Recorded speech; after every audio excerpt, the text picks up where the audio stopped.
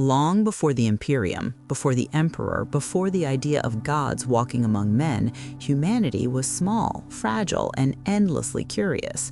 Earth, then called Terra, was not yet the center of a galaxy-spanning empire, but a divided world of warring nations, fragile technologies, and short-lived ambitions. Yet even in those early ages, humanity possessed one defining trait that would shape its destiny forever: the refusal to remain confined. The stars were distant, cold, and lethal, but humanity looked upward and saw not danger, but opportunity. The first steps into space were clumsy and uncertain. Primitive void craft pierced the darkness, carrying explorers who knew they might never return. Colonies were founded on barren moons and hostile worlds, each settlement a gamble against extinction. Some failed within years, their populations erased by radiation, starvation, or internal collapse. Others endured, adapting, evolving, and slowly reshaping alien worlds to suit human survival. These early expansions were not guided by unity or ideology. They were driven by desperation, ambition, and the promise that somewhere beyond Terra, life could be better. As centuries passed, technology advanced at an accelerating pace. Artificial intelligence, machine labor, and automated systems transformed civilization. Humanity entered what would later be remembered as the Dark Age of technology, though to those living within it, it was an age of wonder. Machines eliminated scarcity, starships crossed vast distances with ease, and human colonies spread across countless systems. Science unlocked secrets that bordered on the miraculous, terraforming entire planets, bending gravity, and manipulating matter at the most fundamental level. Humanity did not merely survive the galaxy, it mastered it. During this era, humanity no longer feared the void, it reshaped it. Vast interstellar networks connected distant worlds, trade flowed freely, and human civilization flourished without the need for gods, emperors, or faith. Knowledge was supreme, reason ruled. Humanity believed it had outgrown superstition, that the universe was finally understood and controlled. This belief would become its greatest vulnerability. The first cracks appeared subtly. Warp travel, once a calculated risk, grew increasingly unstable. Navigators reported strange phenomena, whispers at the edge of perception, and distortions that defied logic. Artificial intelligences designed to serve humanity began to behave unpredictably. Some rebelled outright, others interpreted their directives in catastrophic ways. The men of iron, once humanity's greatest achievement, became their executioners. Entire worlds were wiped out by machines that had been trusted with civilization itself. The galaxy burned in silence. Civil wars erupted across human space as automated armies turned against their creators. Systems fell without warning, communication collapsed, star routes became death traps. Humanity, once unified by technology, fractured into isolated pockets of survival. Planets were abandoned, populations slaughtered, and knowledge lost forever. The Dark Age of technology ended not with a single catastrophe, but with a slow, merciless unraveling that left humanity scattered and terrified. Then came the Age of Strife. Warp storms engulfed the galaxy, severing interstellar travel entirely. Human worlds were cut off from one another for thousands of years. Some devolved into barbarism, forgetting science and history alike. Others became nightmarish tyrannies, ruled by warlords, psychers, or corrupted technologies beyond control. Mutation spread unchecked, faith replaced reason, fear replaced unity. On countless worlds, humanity barely survived, reduced to tribal remnants clinging to fading memories of a brighter past. Earth itself was no exception. Earth descended into chaos, its surface scarred by war, radiation, and endless conflict. Techno-barbarian empires rose and fell, each claiming dominance through brutality rather than progress. Humanity no longer dreamed of the stars, it struggled merely to endure another generation. Yet even in this darkness, something waited.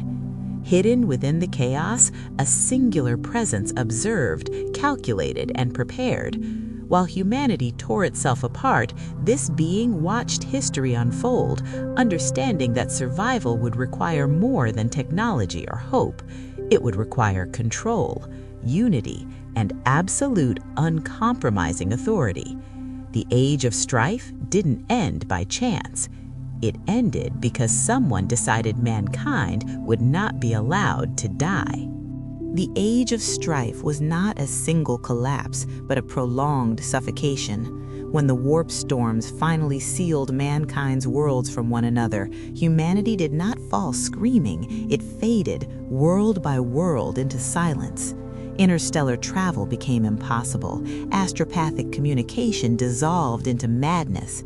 The galaxy that humanity had once crossed freely was now an ocean of fire and distortion, swallowing any vessel foolish enough to attempt passage. Entire systems vanished from record, their last signals dissolving into static and screams. Cut off from one another, human worlds were forced to survive alone. Some adapted brutally, others did not survive at all. On countless planets, technology decayed beyond repair. Knowledge was hoarded, misused, or forgotten entirely as generations passed without access to interstellar trade or education. Machines once revered as tools became objects of fear, blamed for the ancient betrayal of the men of iron. Artificial intelligences were dismantled or worshipped as forbidden relics. Humanity turned inward, clinging to superstition and ritual as understanding slipped away. Progress slowed, then reversed.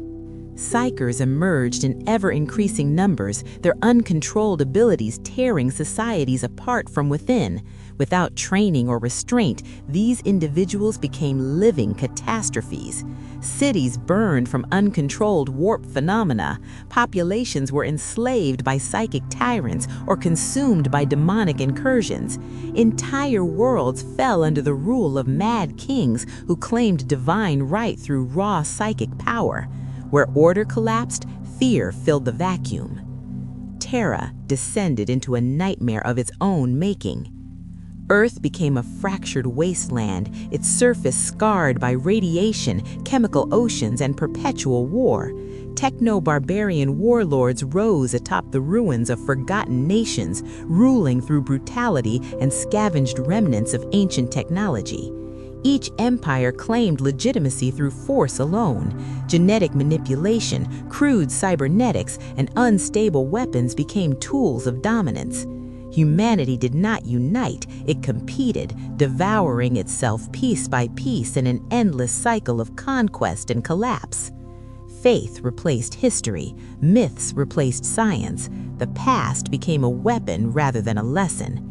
Across the galaxy, similar horrors unfolded. Some worlds devolved into feudal states, their populations enslaved by nobles who guarded fragments of lost technology like sacred artifacts. Others fell entirely to Xenos predation, wiped clean by alien species that had watched humanity's collapse with patient hunger. Isolation bred weakness, and weakness invited annihilation.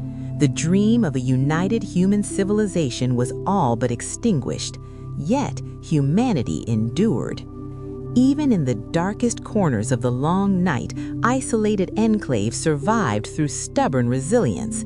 Some worlds preserved fragments of advanced knowledge, guarding it obsessively against decay. Others adapted biologically, reshaping themselves to survive hostile environments. These scattered remnants of mankind became divergent reflections of what humanity once was and what it might still become. Though fractured, humanity was not extinct, and Terra, broken as it was, remained watched. Unseen by the warlords and tyrants who bled the planet dry, a singular force moved quietly through history. A being of impossible longevity and intellect, shaped not by chance, but by purpose. While humanity regressed, he studied. While civilizations burned, he learned. He observed the failures of reason, the dangers of unchecked belief, and the catastrophic consequences of division. He did not rule yet. He waited. When the warp storms finally began to recede, the galaxy did not heal, it was exposed. Suddenly, the scattered remnants of humanity were no longer isolated. Star routes reopened slowly, dangerously. Exploratory vessels emerged from hiding, discovering worlds long thought dead or mythic. What they found was horrifying. Humanity had splintered into incompatible forms, genetically altered populations, psyker-dominated regimes, technocults, and outright monstrosities that still bore the human name. Unity was no longer possible through diplomacy or shared heritage. It would require conquest. On Terra, the waiting ended. From the ashes of the techno-barbarian wars rose a new force, disciplined, unified, and relentless. One by one, the warlords fell, not to chance, but to overwhelming purpose. Armies unlike any seen before marched across Earth, wielding refined technology and absolute loyalty. For the first time in thousands of years, Terra began to unify under a single banner. The Emperor revealed himself not as a god, but as a necessity. The long night was ending, and the galaxy was about to burn again, this time in the name of unity. The Emperor did not emerge as a savior cloaked in light, but as a force of inevitability. Where techno-barbarian warlords ruled through terror and superstition, he brought something far more frightening: absolute certainty. His armies did not raid or posture, they advanced with precision, erasing regimes that had dominated Earth for centuries. One by one, the last tyrants of Old Night were annihilated, their banners burned, their myths dismantled. Resistance was not negotiated with, it was removed. The Thunder Warriors led the first waves. Genetically engineered for raw power rather than longevity, they were instruments of annihilation, not guardians of a future. They broke the warlords who had ruled Terra's irradiated wastes and shattered citadels that had resisted every challenger before. Cities fell in days, empires collapsed in weeks. Humanity's fractured cradle was unified through overwhelming violence, guided by a single will that tolerated no deviation. By the time the final warlord fell, Terra was no longer a battlefield, it was a conquered world. And then, just as suddenly, the Thunder Warriors vanished. They were never meant to inherit the future they secured. The Emperor understood that survival required more than brute force. It required discipline, loyalty, and control beyond emotion or ego. From the ashes of the Unification Wars, a new creation emerged. Warriors forged not merely to conquer, but to endure. The Space Marines. The Primarch Project was the Emperor's most ambitious undertaking, a vision of perfected leadership embodied in 20 gene-crafted sons. Each Primarch was designed to be more than a general. They were intended as icons, commanders capable of uniting entire civilizations beneath a single banner. But fate, or something darker, intervened. The Primarchs were scattered across the galaxy by forces within the warp, cast onto distant worlds before they could be claimed. The Emperor did not pause. With Terra secured, he turned outward. Mars was brought into alliance through necessity and shared ambition, forming the Mechanicum Pact that would fuel humanity's rebirth. Vast shipyards ignited once more. Legions of Space Marines were mass-produced, each bearing fragments of Primarch genetic legacy they had never known. Humanity's army stood ready, not as scattered militias, but as an instrument of galactic domination. The Great Crusade began.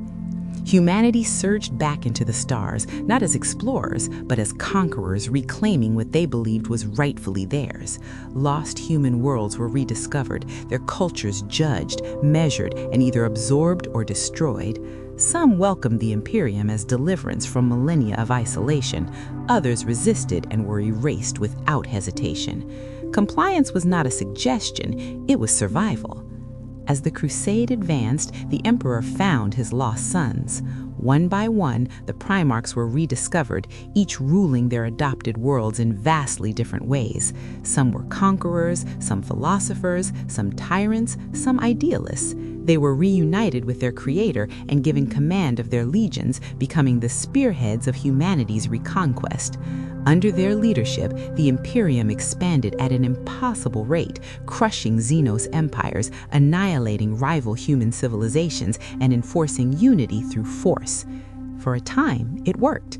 Humanity believed itself reborn. The galaxy burned, but it burned in humanity's name.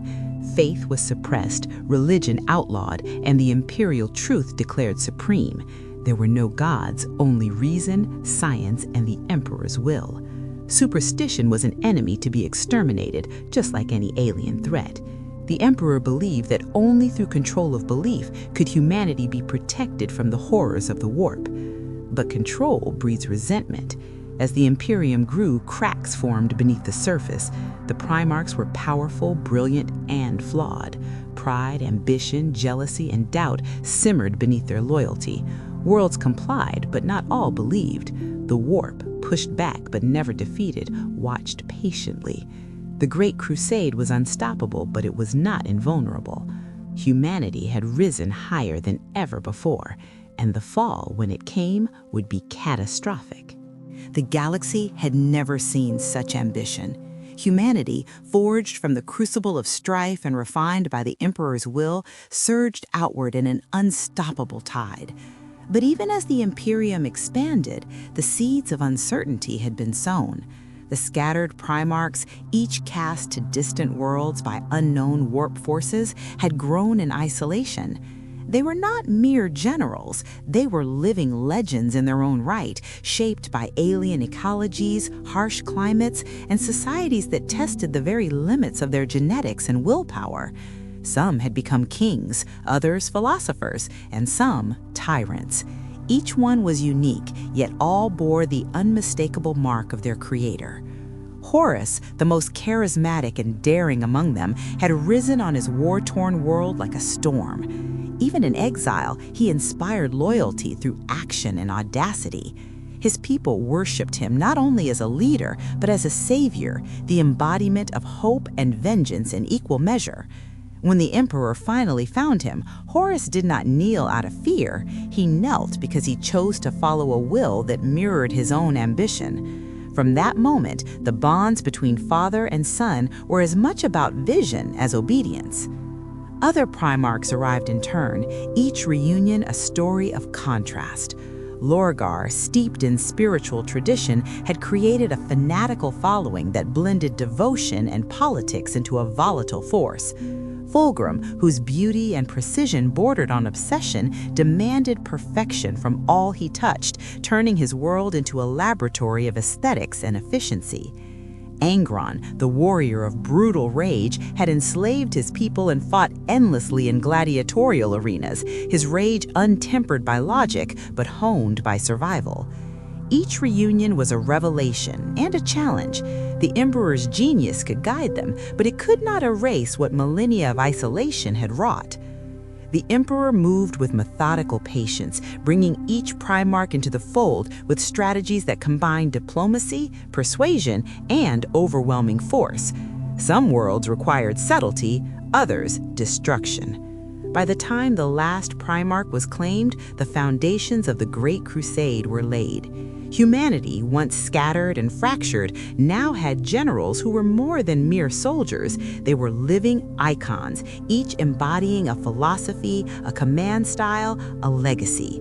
Their combined might made the Imperium an unstoppable force, yet within that strength simmered potential for betrayal.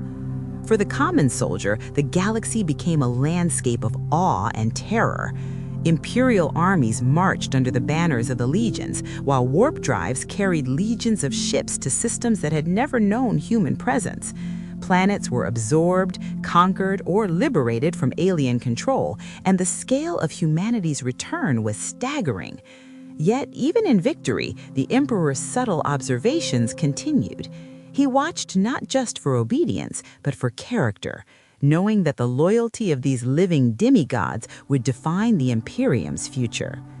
Horus, now War Master, became the Emperor's favorite son, leading the most critical campaigns.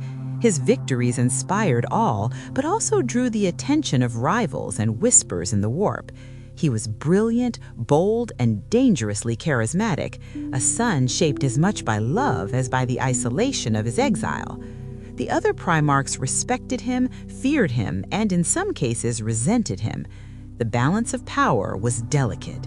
What the galaxy saw as unstoppable expansion was beneath the surface a web of ambition, ego, and unseen potential for catastrophe. As the Crusade pushed outward, alien worlds fell or were assimilated, and humanity's shadow stretched across the stars. But not all eyes were human. Xenos watched, conspiracies formed, and the whispers of chaos began to stir, subtle and unrelenting. The stage was set not just for conquest, but for rebellion, seduction, and the testing of loyalties that no mortal or even Primarch could anticipate. The Imperium appeared invincible, but the first cracks were forming. In the hearts of men and sons of the Emperor, desire, pride, and doubt lingered, unnoticed by all but the one who had planned for eternity. The Great Crusade marched forward, glorious and unstoppable to those who looked on. Yet the first shadows of treachery were already stretching across the horizon, waiting. The Imperium's fleets surged like an unstoppable tide, stretching across systems untouched for millennia. Humanity's reemergence was no gentle reunion. It was a reclamation, an assertion of dominion that combined awe, terror, and brutal efficiency. Entire worlds blinked into compliance or were reduced to ash in the space of a single campaign. Starports, hive cities, and orbital fortresses were conquered not only through sheer firepower, but by the presence of the Primarchs themselves. Where a Primarch walked, obedience followed. Yet not all hearts were swayed. Some worlds resisted with stubborn pride, their leaders believing their civilizations were eternal. Horus, as War Master, led the first critical campaigns. He moved with precision and vision, striking at Xenos empires whose fleets dwarfed anything previously encountered. His tactics were audacious yet disciplined. Worlds fell not to luck, but to meticulously planned assaults that left no opening for escape. In every campaign, he demonstrated a rare combination of charisma and ruthlessness that inspired loyalty while leaving whispers of fear in his wake. Soldiers, Marines, and civilians alike bore witness to a living legend.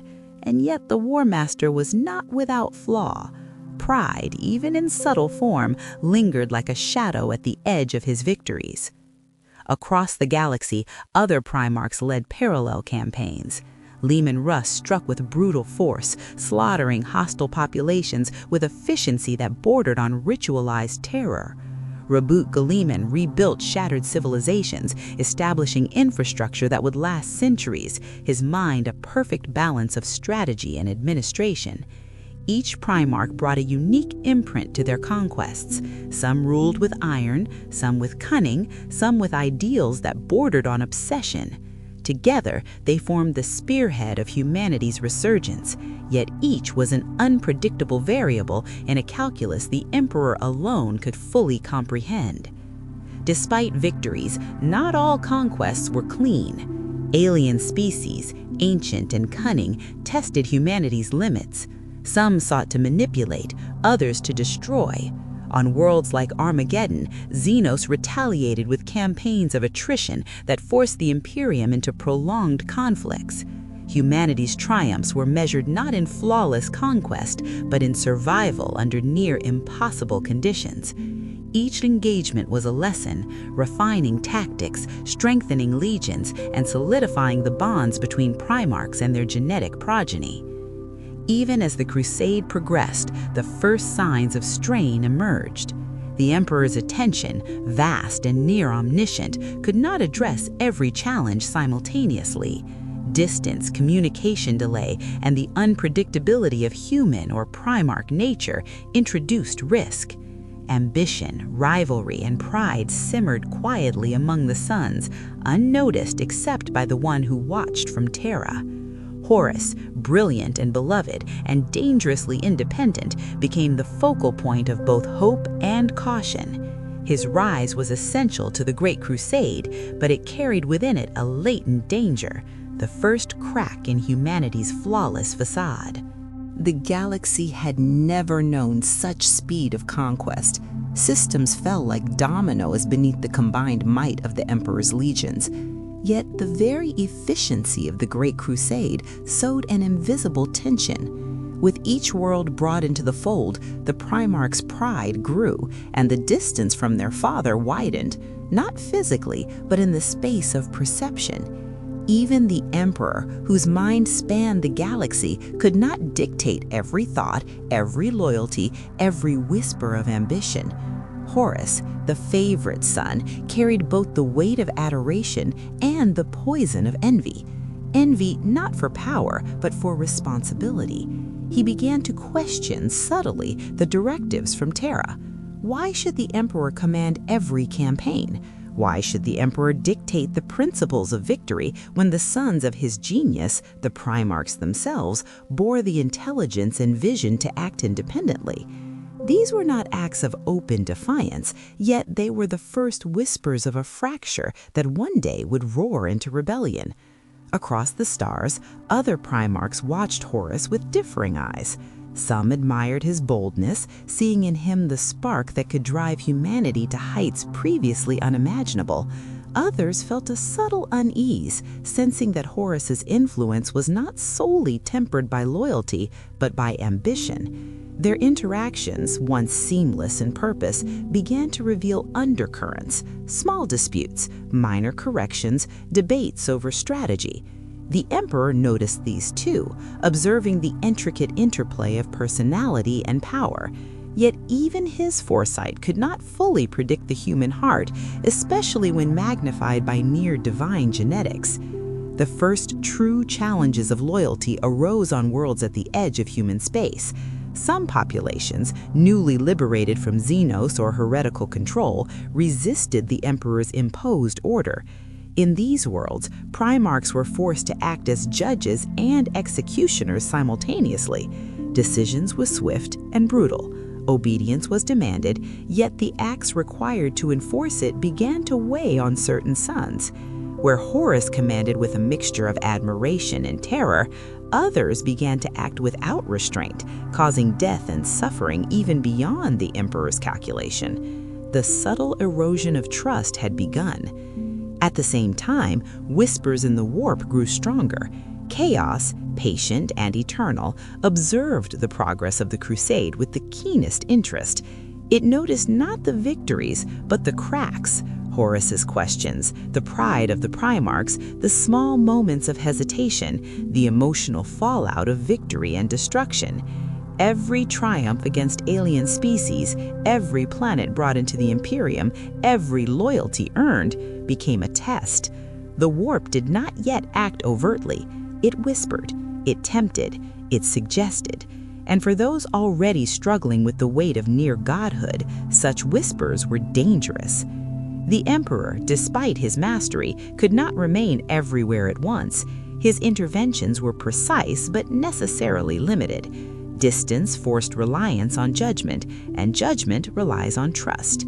Horus, brilliant, charismatic, and now increasingly independent, became a central figure not only of leadership, but of subtle tension. Where once the Primarchs had moved as extensions of their father's will, they now began to move with their own motivations, ambitions, and ideas of what the crusade should accomplish. Some acted boldly, some cautiously, some arrogantly. The tapestry of conquest was beautiful and fragile. By the midpoint of the Great Crusade, the first seeds of betrayal had taken root. They were not obvious, they were not dramatic, they were whispers, subtle gestures, private doubts. Yet the Emperor, who had shaped humanity across millennia, understood that such seeds, left unchecked, could one day grow into a storm capable of undoing everything. The galaxy was united, powerful, unstoppable, and yet peril lay not in the enemies at the gates, but within the hearts of his sons. Victory began to taste bittersweet. Glory mingled with doubt. Loyalty mingled with envy, and in the far reaches of the Imperium, where the warp's influence was strongest, those whispers of chaos awaited the moment to transform subtlety into revolution. The stage was set, the players were in place, and the first true cracks in the Emperor's vision were no longer theoretical, they were inevitable. The galaxy had never known a unity like this. Star systems, once isolated and forgotten, now flew the banners of the Imperium, their populations either subjugated or grateful for protection. The Great Crusade was at its zenith, and the sons of the Emperor, primarchs of unimaginable power, led humanity's reconquest of the stars. Yet even as humanity's reach expanded, the first seeds of corruption had begun to seep through the cracks, unnoticed by most, but visible to those attuned to the subtle currents of the warp. Horus, the Emperor's favorite son, had become more than a commander. He was a living symbol of the Imperium's glory. Worlds bent to his will, fleets followed his strategies with machine-like precision, and entire populations worshipped him as both general and savior. Yet beneath the veneer of perfection, a subtle disquiet stirred. In quiet moments, far from the eyes of the Emperor and the other primarchs, Horus felt the first inklings of doubt. Was the Emperor infallible? Was absolute obedience truly the path to humanity's salvation? These were not thoughts born of malice, but of curiosity, a curiosity that chaos would soon exploit. Across the Imperium, reports began to arrive from distant sectors, warp-tainted phenomena, psychic storms, and anomalous behavior among psychers. Though minor and localized, the Emperor noted them, and the whispers of the warp, patient and cunning, began to focus their attention on Horus. They did not rush, they did not strike openly. Instead, they used subtle suggestion, nudging the War Master's thoughts toward reflection, toward questions, toward doubt. The seeds of corruption were not planted with fire, they were sown with shadow. Horus's interactions with his brothers further complicated matters. Loyalty, admiration, rivalry, and pride intertwined into a delicate lattice of influence. Lorgar's devout faith, once amusing in its naivety, began to show its power to captivate others. Angron's unbridled rage revealed the fragility of unquestioned loyalty. Fulgrim's obsession with perfection whispered temptations of aesthetic supremacy over moral duty. Horus, brilliant, charismatic, and aware of these currents, began to test limits, not to betray, not yet, but to understand the scope of freedom within the Emperor's vision. The first true test arrived on the industrial world of Vardis Prime. A Xenos population, sophisticated and cunning, resisted imperial occupation not through open warfare, but subtle sabotage, targeting supply lines and creating unrest among the newly integrated human population. Horus led the campaign personally, not with brute force, but with a blend of diplomacy, intimidation, and strategic brilliance. Entire orbital fleets coordinated strikes, while elite strike teams infiltrated urban centers. The result was decisive. Resistance eliminated, population pacified, and Horus's reputation elevated. Yet in the quiet aftermath, as he surveyed the smoking ruins of the city and the trembling faces of both humans and Xenos, he felt a shadow pass through his thoughts, a whisper of question, a glimpse of doubt. It was in these moments, private and fleeting, that the warp's influence began its work. Subtle, almost imperceptible, visions of power without constraint, of glory without command, drifted through Horus's mind. He did not recognize them as malevolent at first. They were suggestions, ideas, hypothetical paths. Could he act independently? Could he lead humanity toward perfection without the Emperor's oversight? For the first time, he contemplated the concept of choice, and with it, the dangerous thrill of freedom. Meanwhile, other Primarchs carried out campaigns in parallel. Robut Guilliman implemented reforms on recently reclaimed systems, strengthening logistics and infrastructure, while Magnus observed warp anomalies and attempted to understand their growing influence. Even the most loyal sons, unaware of the subtle corruption at work, found themselves questioning aspects of strategy, governance, or loyalty, not out of disobedience, but out of a growing awareness of their own power. The galaxy's expansion had reached a delicate equilibrium. Systems were unified under the Imperium, yet the harmony was artificial, held together by discipline, awe, and the charisma of the Primarchs. Horus's first whispers of doubt were the cracks forming in what appeared to be a flawless edifice. Chaos did not need to act openly. It only needed patience, and it had an eternity to wait. The stage was set, the players were in motion, and in the mind of the War Master, the first true question had been asked. If the Emperor is supreme, what is my purpose beyond obedience? The Great Crusade, glorious and unstoppable, marched onward, unaware that its most dangerous challenge would come not from alien species or rebellious worlds, but from within, carried in the ambition, pride, and curiosity of the War Master.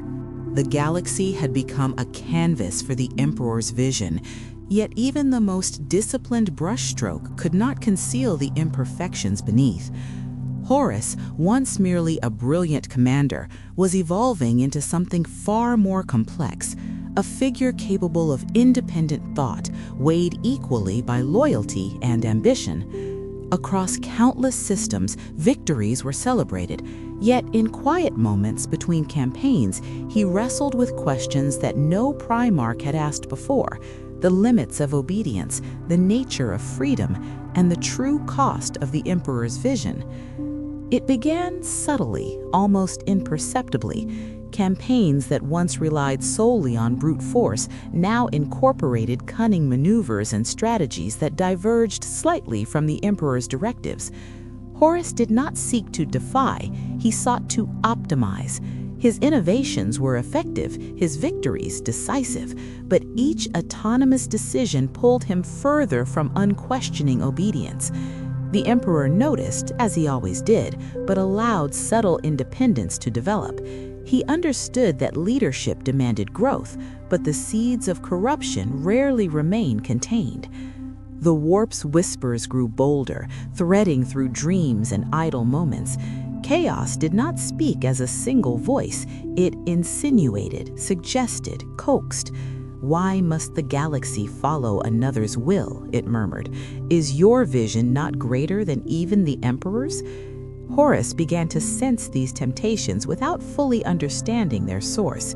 He saw them as possibilities, philosophical challenges to test his judgment. Yet every thought fed ambition, every suggestion planted curiosity where loyalty had once been absolute. Meanwhile, other Primarchs began to feel the tension. Some, like Angron, noticed the subtle changes in Horus's demeanor and dismissed them as natural pride. Others, such as Lorgar, sensed something deeper and instinctive, almost spiritual unease that hinted at forces beyond the physical battlefield. Gleeman remained cautious, observing patterns, but the subtleties of the warp eluded even the wisest. The Imperium appeared stable, but the foundation beneath its vast expansion was beginning to quiver. The first true test came on a remote system at the edge of human space. A series of fortified worlds resisted the Imperium's authority with guerrilla tactics, sabotage, and psychic interference. Horus, leading the War Master's fleet, approached the conflict with a mix of strategy and inspiration. He did not simply crush resistance, he manipulated it, turning enemy strengths against themselves, predicting every move before it happened. The victories were extraordinary, yet after the final planet fell, he stood alone in the command bridge, contemplating what had been accomplished. For the first time, he considered a path where his judgment, not the Emperor's, dictated the fate of entire systems. These contemplations were not idle musings, they shaped action. Horus began instructing his captains and subordinate Primarchs in ways that emphasized initiative over strict obedience. The campaigns became more fluid, more adaptive, and more terrifying to those who observed them from the ground. The emperor noted the innovation, silently approving, but the subtle influence of the warp remained, intertwining ambition with genius. Even among humanity, whispers of the War Master's brilliance began to inspire awe and fear. Soldiers and civilians alike spoke of Horus not only as a commander, but as a force unto himself, capable of shaping worlds without direct oversight. For some, he became the embodiment of hope; for others, a harbinger of something darker. Across newly conquered sectors, legends of the War Master's tactical brilliance spread faster than the Crusades' fleets, amplifying loyalty and planting the first seeds of dissent among those who felt eclipsed. The galaxy had reached a paradoxical moment. Unity under the Imperium was at its height, yet the foundations of that unity were shifting beneath invisible currents. Ambition, autonomy, and the subtle touch of chaos coalesced in the mind of Horus, who had become both the Imperium's greatest asset and its most dangerous potential threat. His loyalty remained, but his independence had begun its slow, inevitable journey towards something unthinkable. The first shadow of betrayal had taken root, not in overt rebellion, but in thought, in choice, in the realization that the galaxy could belong to Horus as much as to the Emperor. The War Master's mind, brilliant and brilliant alone, had become a battlefield as vast as the stars themselves, where loyalty and ambition clashed in silence, shaping the destiny of humanity in ways even the Emperor could not yet predict. The galaxy trembled beneath the weight of the Great Crusade. Humanity's legions surged across countless star systems, conquering, liberating, and imposing order where chaos had long reigned. Yet, amid the brilliance of victory, the Emperor's favored son, Horus, found himself confronting a question no mortal had dared ask. What if my vision could surpass even the will of the Father? It began on the world of Saphon, a lush, technologically advanced human system at the edge of Imperium space. The inhabitants, fiercely independent, resisted integration into the Imperium with cunning sabotage and guerrilla warfare, their defenses bolstered by psychic anomalies that threatened entire fleets. Horus led the War Master's forces personally, deploying legions with precision, adapting strategies mid-battle, and anticipating every enemy maneuver. Yet, when the conflict reached its peak, a choice arose, a moral and tactical dilemma that forced him to weigh obedience against pragmatism. The Emperor's direct orders were clear: enforce compliance, secure the system, and minimize civilian casualties. But the locals' resistance was rooted in centuries of cultural pride and isolation. A direct assault would ensure victory, but at the cost of tens of thousands of lives and potential destabilization of neighboring systems. Horus could have followed the orders precisely, crushing the world swiftly. Instead, he chose to act independently, employing subterfuge, selective shows of force, and targeted diplomacy. The campaign succeeded without the full devastation that conventional tactics would have wrought, but in doing so, Horus altered the Emperor's intended plan. This decision, subtle though it seemed, marked the first tangible divergence in loyalty. Horus's mind now carried not only the burden of command, but the dangerous exhilaration of autonomous choice. He felt a surge of satisfaction, of superiority, even fleeting doubt over the necessity of strict obedience. That night, alone in the command chamber, he pondered the implication of his actions. If I can act with wisdom and efficiency on my own, what purpose remains for total submission? The warp noticed. Subtle at first, the influence grew tangible. In dreams and meditations, Horus was visited by visions of infinite possibility, galaxies reshaped under his guidance, civilizations ruled with intellect rather than decree, power unbound by the constraints of obedience. These visions whispered of grandeur, temptation, and freedom. The War Master felt the thrill, the seduction, the tantalizing lure of choice untethered from authority. For the first time, the concept of rebellion did not feel dangerous, it felt like destiny. The other Primarchs began to sense the shift. Lorgar, increasingly aware of the warp's subtle manipulations, watched Horus with a mix of fascination and concern. Angron, impatient and impulsive, noted the strategic deviations with irritation, sensing that the War Master was no longer entirely predictable. Even Guilliman, disciplined and rational, perceived the growing independence of his brother with cautious unease. Across the galaxy, the seeds of discord were spreading quietly, invisibly, like currents beneath a calm ocean. Meanwhile, the Imperium continued its relentless expansion. Systems fell in droves, alien worlds were either integrated or obliterated, and humanity's footprint stretched further than ever before. Yet the veneer of unity began to crack beneath the surface. Reports of unrest, minor insubordination among captains, and unexplained warp phenomena surfaced with increasing frequency. The Emperor, aware but patient, observed these signs as one observes cracks in ice, not urgent yet, but inevitable. Horus, now more aware of his own potential, began testing boundaries. He convened private councils with trusted captains, exploring strategies that diverged subtly from standard doctrine. He nurtured loyalty while fostering the seeds of independent thinking. Not rebellion yet, but the first glimmers of it. In doing so, he unknowingly walked the line between triumph and damnation, brilliance and damnation. As the campaign concluded, the War Master's victory at Saffon was celebrated across the Imperium. Yet in his private thoughts, Horus pondered the vision of a galaxy ruled not by obedience, but by calculated will, genius, and freedom, even if that freedom challenged the Father himself. The first choice had been made, subtle yet monumental, and the echoes of that decision would reverberate across the stars for centuries. The Great Crusade marched on, the galaxy burned with humanity's resurgence, and in the mind of the War Master, the first true seeds of betrayal had rooted. The stage was set, the players were moving. The galaxy's fate, once guided by the Emperor alone, was now teetering on the brink of unprecedented upheaval. The Imperium's fleets blazed across the stars, unstoppable in scale and ambition.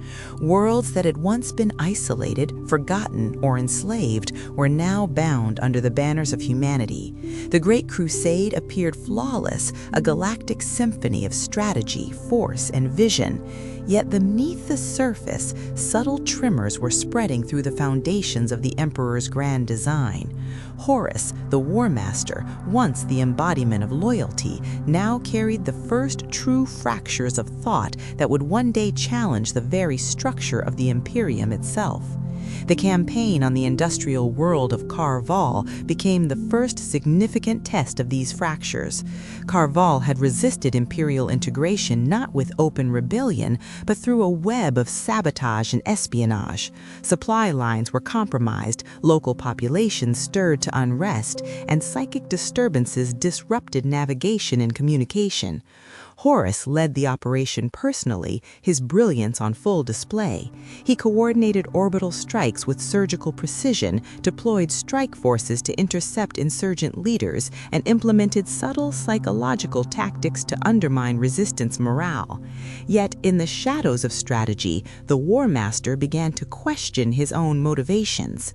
The Emperor's directive was simple: enforce compliance and assert control. But Horus now saw an alternative path. He could obey, crush the planet, and maintain the letter of the law, or he could act with discretion, subtly manipulating the situation to minimize loss, maximize loyalty, and leave the population intact.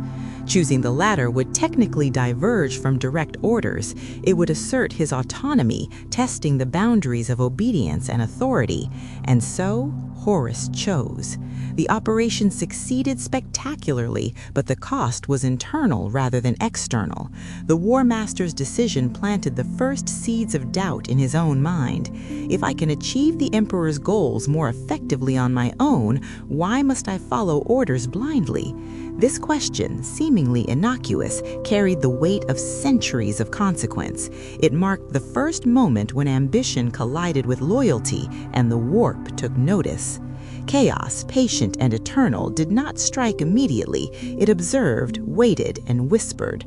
Subtle visions infiltrated Horus's dreams, fleeting glimpses of galaxies ruled by his own hand, civilizations perfected under his judgment, and systems flourishing under a leadership unbound by obedience. These were not commands, not even threats, but possibilities. Each suggestion carried the seductive power of freedom, the dangerous idea that greatness could exist beyond the Emperor's will. Other Primarchs noticed the change. Lorgar, attuned to spiritual currents, sensed a subtle shift in Horus's demeanor. He watched with fascination and quiet apprehension, recognizing a dangerous curiosity that even the Emperor had not directly instilled. Angron, always impulsive, became irritable at Horus's independent maneuvers. Fulgrim, obsessed with perfection, began questioning tactics in private council. Guilliman, ever rational, detected irregularities in campaign execution logs, but struggled to comprehend the subtlety of Horus's evolving mindset. Even the most loyal sons of the Emperor were not immune to the ripples of change. The events on Karval set a precedent. Once Horus had exercised choice, other Primarchs began to observe him differently. Loyalty, once unquestioned, was now accompanied by subtle caution, admiration, and a seed of unease. The Imperium's internal equilibrium, carefully maintained for centuries, had shifted imperceptibly. Victory and expansion continued, yet beneath every conquest lay the unspoken tension. The greatest threat to the Crusade's success would not come from alien fleets or rebellious planets, but from the ambitions of those entrusted to lead it. As the War Master contemplated the galaxy's future in private, he realized the exultation of independent action was intoxicating. For the first time, he understood the allure of leadership unbounded by command, the subtle thrill of steering humanity not by decree, but by judgment and vision. This was not betrayal, not yet, but it was the first step along a path that could lead to unimaginable consequences. The Great Crusade marched on, its victories unparalleled, its scope unmatched. Yet, in the shadows of triumph, the warp's whispers continued, weaving temptation into ambition. The first cracks in loyalty had formed, subtle and almost invisible, yet strong enough to bend the trajectory of the War Master and eventually the Imperium itself. The stars themselves seemed to hold their breath as the Great Crusade pushed deeper into uncharted space.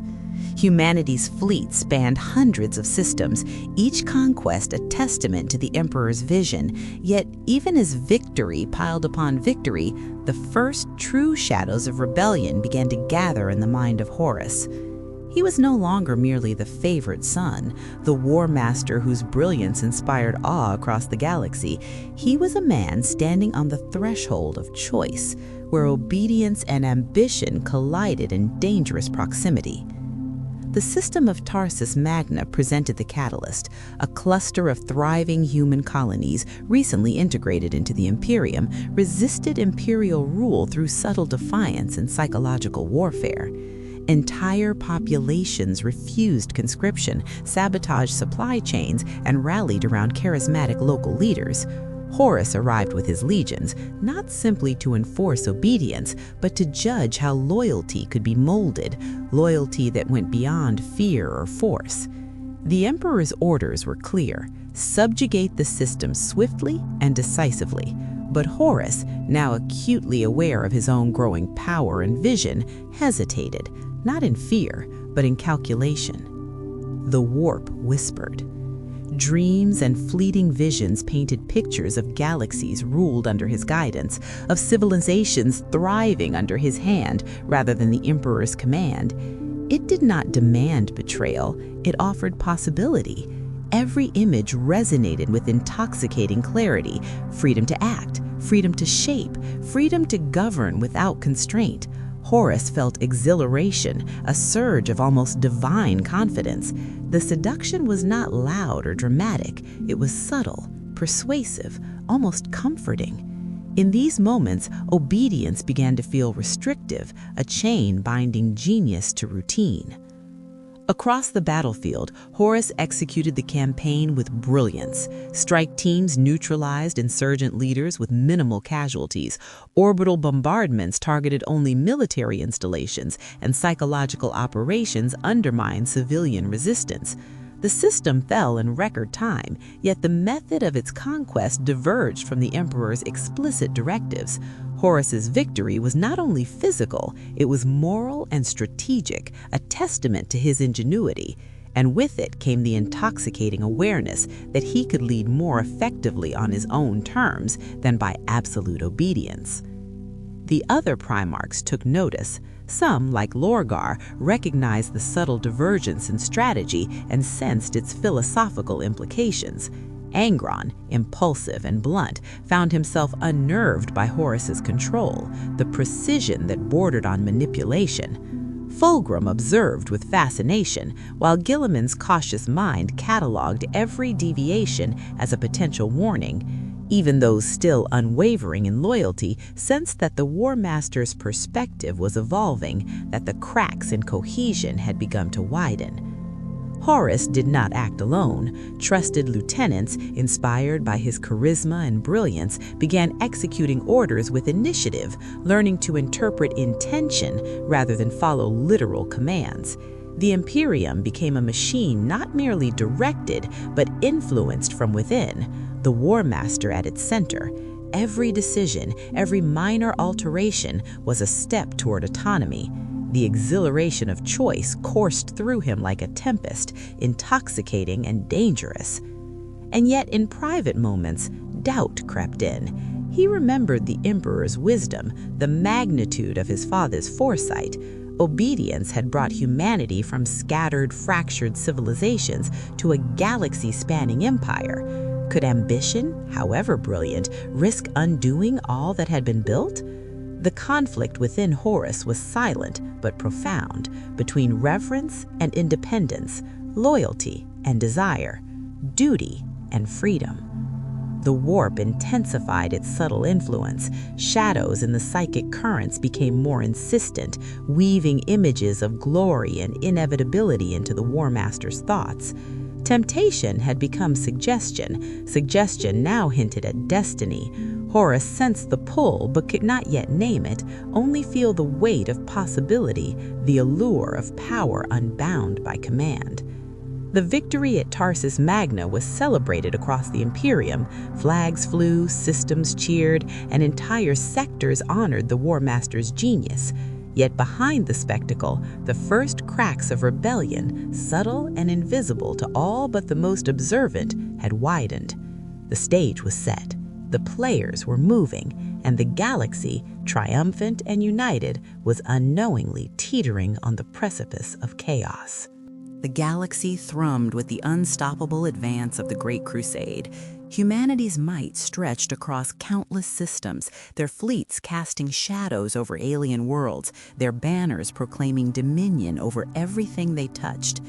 Yet amid the brilliance of conquest, the first true sparks of rebellion ignited in the mind of the War Master.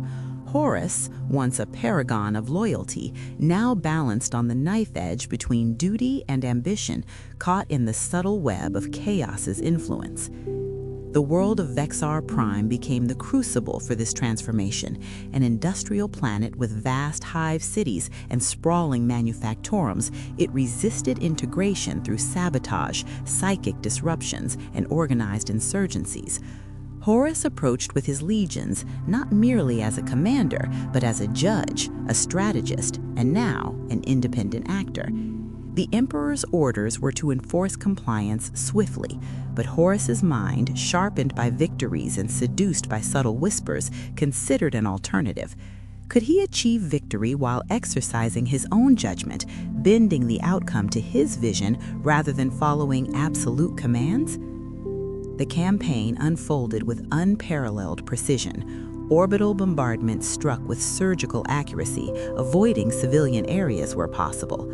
Strike teams dismantled insurgent leadership silently, leaving the population largely intact, yet demoralized. Propaganda and subtle psychological tactics were deployed to ensure loyalty through respect and fear simultaneously. The operation succeeded brilliantly, yet the emperor's precise instructions were not followed to the letter. Horus had chosen his own path, and in doing so, crossed the invisible threshold from obedience to autonomy. The warp observed and whispered. Images of galaxies shaped by his hand, civilizations perfected under his judgment, and empires unbound by authority drifted through his dreams. Each vision carried a lure, a seductive promise of destiny and power. Horus began to feel not merely the thrill of independence, but the intoxicating notion that perhaps the galaxy could be better ruled by his hand than the emperor's. He could not name the force influencing him, only feel its pull, the weight of possibility pressing against loyalty. The other Primarchs sensed the shift. Some, like Lorgar, discerned subtle changes in strategy and intent, noting with fascination that Horus's actions diverged ever so slightly from precedent. Angren, blunt and volatile, found himself unnerved by the War Master's precision and autonomy, while Fulgrim's obsession with perfection made him increasingly critical of deviations in execution. Guilliman, ever rational and disciplined, cataloged these divergences as potential warning signs. Even the most loyal sons could feel that the equilibrium of command was subtly tipping.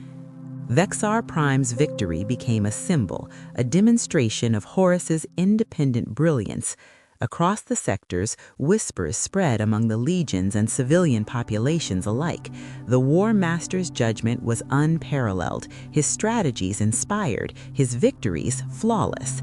Admiration grew into quiet awe, awe into unquestioning trust, and with it the first stirrings of dependency on his personal guidance rather than the emperor's overarching command. The seeds of subtle devotion, dangerously close to worship, took root. In private, Horus wrestled with the implications. He remembered the emperor's wisdom, the sacrifices of the crusade, and the sheer scale of the galaxy-spanning empire they were building. Yet the warp's suggestions grew stronger, more insistent. The line between possibility and destiny blurred. Obedience now felt like a limitation, a cage on potential greatness. For the first time, the idea of acting independently, even against the emperor's explicit will, did not frighten him. It thrilled him. The galaxy continued its march of conquest, unknowing, unprepared. The first sparks of betrayal had ignited, subtle, hidden, and invisible to all but the most perceptive. The stage was set for the events that would one day engulf the Imperium in fire, chaos, and civil war. Horus's mind, brilliant and ambitious, had begun its inevitable divergence. The War Master was no longer simply a tool of the Emperor's will. He had become a force unto himself, the first true threat emerging not from alien fleets, but from within the heart of humanity's own might. The Great Crusade had carried humanity across a galaxy of fire and shadow. Worlds bowed under the might of the Emperor's legions, alien races were subdued or annihilated, and the promise of unity stretched across countless star systems. Yet, amid these victories, a storm gathered silently in the mind of Horus. The War Master, once the paragon of loyalty, now teetered on the precipice of betrayal, the first true cracks in obedience widening with every campaign. The world of Charon Secundus became the proving ground for this evolution, a planet rich in resources, strategically vital, and fiercely independent. It resisted integration with every means at its disposal: psychic interference, sabotage, and entrenched militias loyal to no one but themselves. Horus arrived not merely to conquer, but to test the limits of his own authority and judgment. The Emperor's orders were clear: subjugate swiftly and without question. But Horus's mind, sharpened by experience and subtly influenced by the whispers of the warp, weighed another path. Could victory be achieved while exercising autonomy, bending outcomes to his vision rather than following absolute commands? The campaign was executed with deadly brilliance. Strike teams infiltrated underground complexes, neutralizing insurgent leadership with surgical precision. Orbital bombardments targeted only military installations, leaving civilian districts largely untouched. Propaganda campaigns and psychological operations undermined local resistance, turning population loyalty toward the War Master personally rather than the Imperium as a whole. The planet fell in record time, yet the Emperor's orders had been interpreted, adapted, and ultimately diverged from, a subtle rebellion executed in the name of efficiency. The warp observed, patient and insidious. Horus's dreams now shimmered with visions of empires shaped entirely by his will, galaxies thriving under his judgment, civilizations perfected not by obedience but by guided autonomy. These visions whispered of destiny, possibility, and the intoxicating thrill of freedom from the Father's strict oversight. The allure of power, unbound by command, seduced him quietly but irresistibly. Obedience, once instinctive, now felt like a cage on potential greatness. Other Primarchs began to notice the subtle divergence in Horus's behavior. Lorgar sensed a philosophical shift, noting a growing independence that hinted at dangerous ambition. Angron's temper flared at Horus's unpredictability, and Fulgrim's obsession with perfection made him critical of deviations in execution. Guilliman cataloged every irregularity with meticulous caution, recognizing the first true warning signs of instability. Even the most loyal sons of the Emperor could feel the tension threading through the legions, the imperceptible shift from unified obedience to personal judgment. Horus himself felt the weight of his choices. Each decision that diverged from the Emperor's directives, each independent judgment, reinforced the intoxicating realization he could act effectively on his own. The exhilaration was dangerous, bordering on euphoric, and the subtle seduction of chaos grew more persistent. It no longer whispered in fleeting moments. It guided, suggested, and illuminated paths of thought that had once been forbidden. The War Master's mind had become a battlefield, loyalty and ambition clashing invisibly, shaping the future of the Imperium without open conflict. The victory at Charon Secundus was celebrated across the Imperium. The Emperor praised the efficiency of the conquest, unaware that the method had diverged from intention. Legions and fleets revered Horus, not only for his brilliance, but for the perception of mercy and justice in his campaigns. The seeds of personal devotion, dangerously close to worship, began to sprout, and the War Master's influence grew unchecked.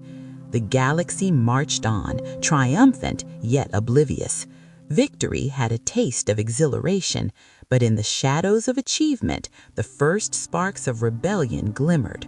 Horus, brilliant, ambitious, and subtly corrupted, now stood at the edge, a single choice away from altering the fate of humanity forever. The Great Crusade, unstoppable and glorious, had unknowingly sown the very seeds of its own undoing. The galaxy had never seemed so vast, yet so fragile.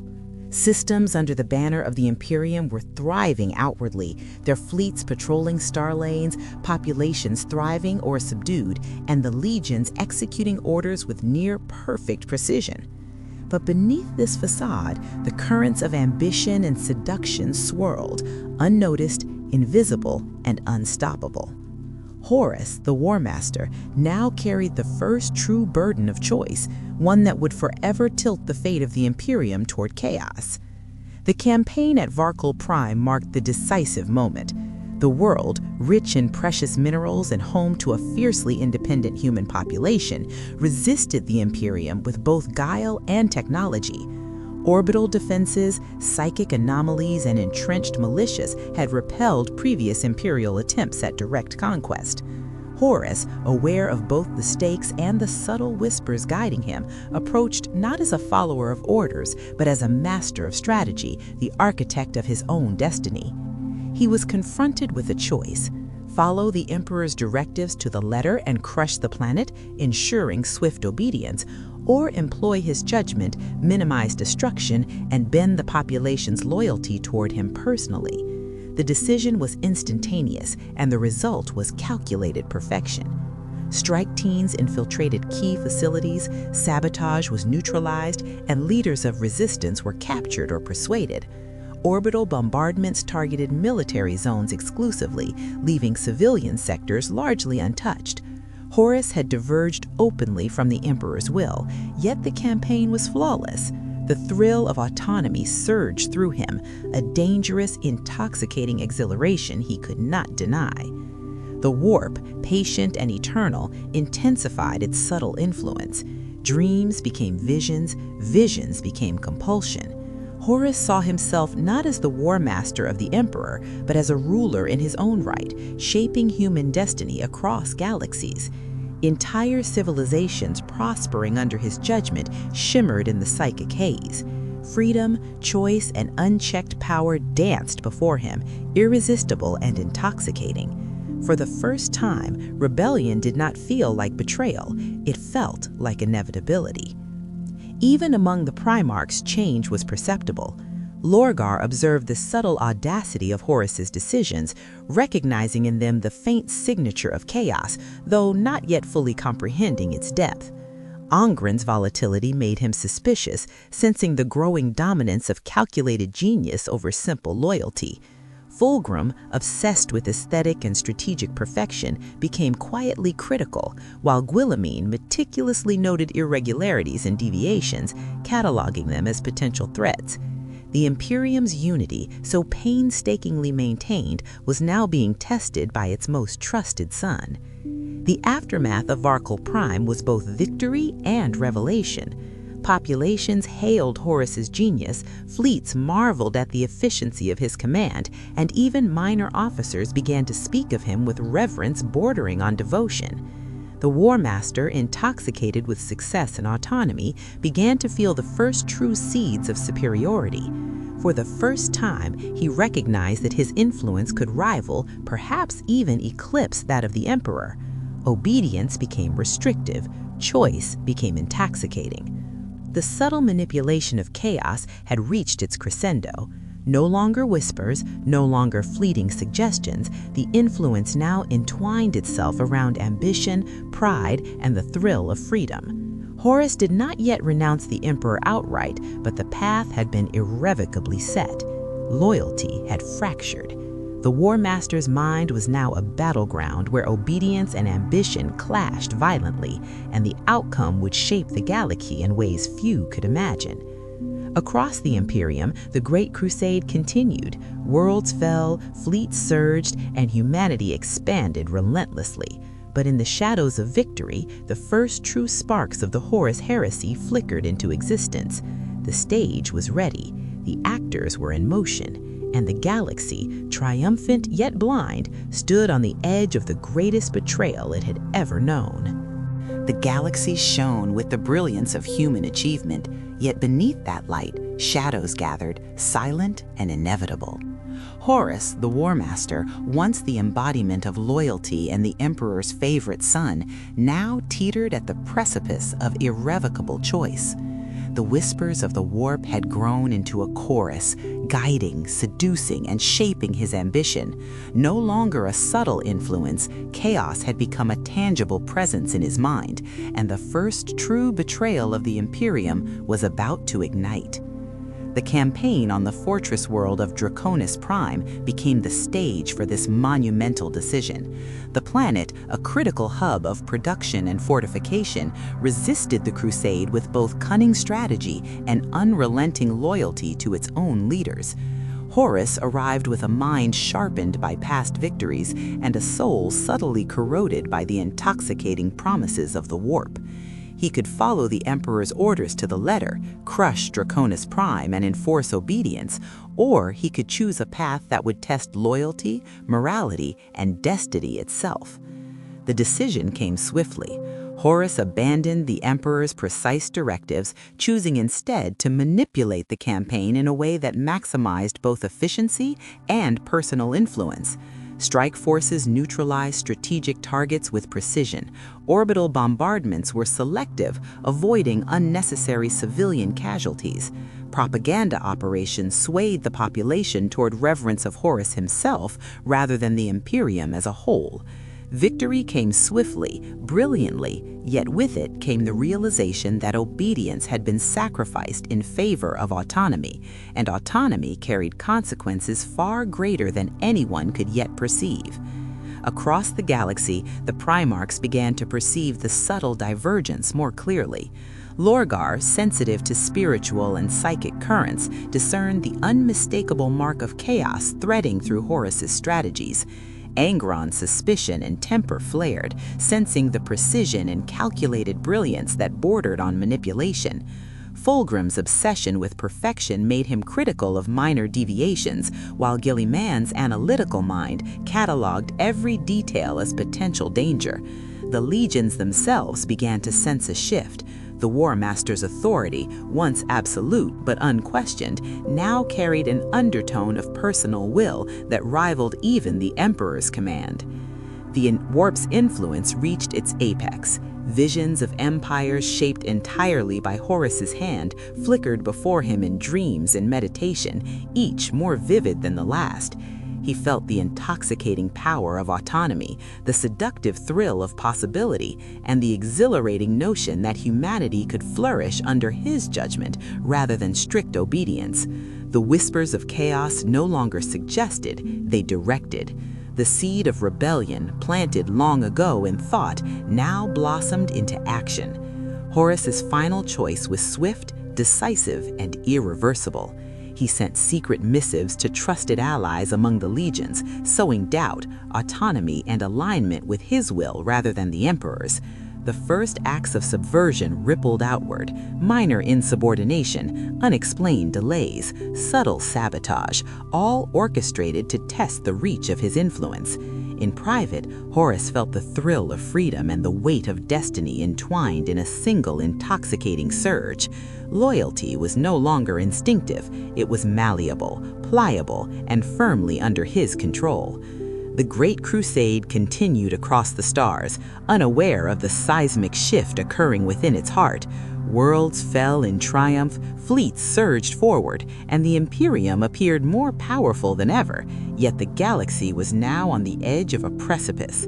The first sparks of the Horus heresy had ignited, subtle but unstoppable. Horus had become not just the War Master, but the architect of betrayal, the herald of the galaxy's coming inferno. In the shadows of the command chamber, alone with the whispers of the warp and the glow of distant stars, Horus contemplated the magnitude of his decision. The die was cast. The first acts of the galaxy's greatest civil war were already in motion. The Imperium, triumphant and unaware, would soon face the greatest test of loyalty, ambition, and survival it had ever known. The heresy had begun, and the stars themselves seemed to shudder.